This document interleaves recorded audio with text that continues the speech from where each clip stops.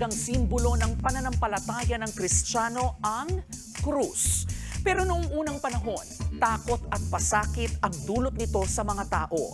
Sabi na rin ng mga historian, ang pagpako sa krus ay isa sa pinakamalupit na paraan ng parusa at pagpatay noon.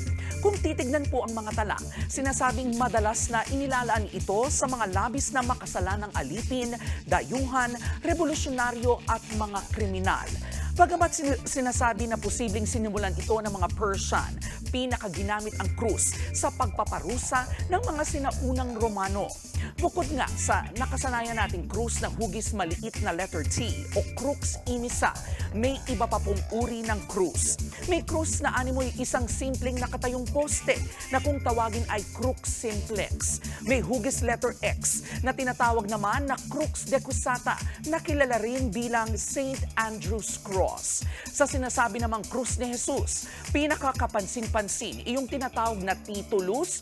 Ito po yung plaka kung saan inilalagay ang naging pagkakasala ng taong nakapako sa krus.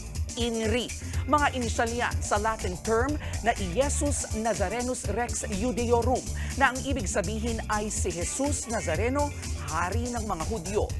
Ginawamang tila pangahamak para sa marami pong mga Kristiyano. Paalala ito sa dakilang sakripisyo ni Jesus para tayo'y matubos sa ating mga kasalanan.